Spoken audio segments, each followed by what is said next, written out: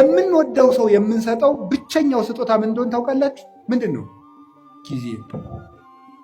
ጌታችን ኢየሱስ ክርስቶስ ለሚወዳቸው ሰዎች ጊዜ በመስጠት ነበር ፍቅሩን የሚገልጥላቸው።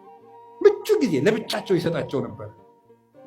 ለቤተሰብ ጊዜ ሊኖር ሰው ባል ለሚስቱ ጊዜ ሊኖር ይገባል። ሚስት ለባል ጊዜ ሊኖር ይገባል። ለልጆች ጊዜ ሊኖራቸው ይገባል።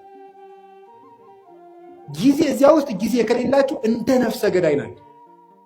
ለቤተሰቡ ጊዜ የሌለው ሰው፣ ለእናቱ ጊዜ የሌለው፣ ለአባቱ ጊዜ የሌለው፣ ለዘመዶቹ ጊዜ የሌለው። አሁን ጊዜ የለም። ለማንም ጊዜ አይሰጥም ሰው። ውላችሁም ገብታችሁ እንደ ዝንጀሮ ስልካችሁ ይዛችሁ ቁጭ። ዝንጀሮ ነው ይሄ። በቆሎ ይዝና አንዳንድ በቆሎ ይዞ ያምጉችላል። በቃ ግጦ ሲጨርስ በቃ እንደዚህ ነው። ጊዜ ክርስቶስ እንዴት ለቤተሰቦቹ ጊዜ እንደሚሰጥ ተመልከቱት። የማቴዎስ ወንጌል ምዕራፍ 13 ላይ ሕዝቡን ሁሉ አብልቶ ሸኘ። አብልቶ ከሸኘ በኋላ የራሱ ቤተሰቦች ደግሞ አሉት። እነማን ናቸው? ሐዋርያት።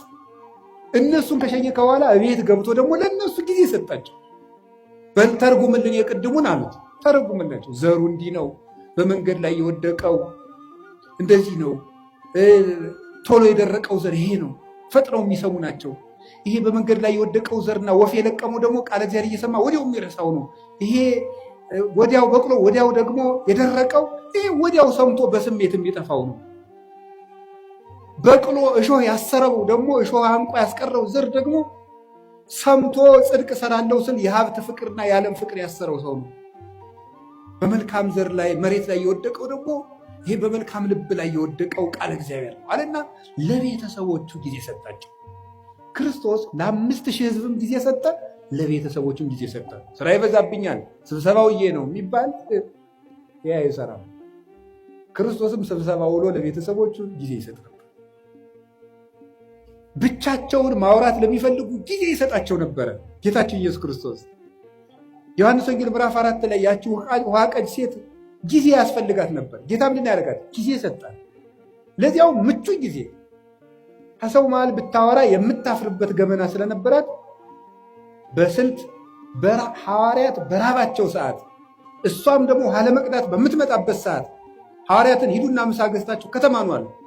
እሷ ደግሞ የምትመጣው ስታገባ ቶሎ ቶሎ ስለሚሞትባት ይቺ ነፍሰ ገዳይ የተባለች ሴቶች ውሃ ሲቀዱ ስለሚሰድቧት በእስራኤል ውሃ ቀዳዱ እንደኛ ስለሆነ ሴቶች ሁሉ ውሃ ቀድተው ቤታቸው ቁጭ ሲሉ በቀትር እሷ ልትቀዳ ሄደች። በምቹ ሰዓት ክርስቶስ ጊዜ ሰጠ።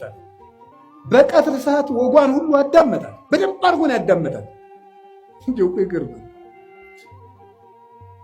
እናንተ አሁን በቀትር ሰዓት ፀሐይ እየመታችሁ እንኳን ክርስቶስ ያን ያህል አምላክ እንዲሁ ትልቅ ሰው ቢሆኑ ታዳምጣላችሁ። ጌታ ምቹ ጊዜ ሰጥቶ አዳመጣት። ስለዚህ ጊዜ ስለሰጣት እሷም ልቧን ለሱ ሰጠችው። ጊዜ መስጠት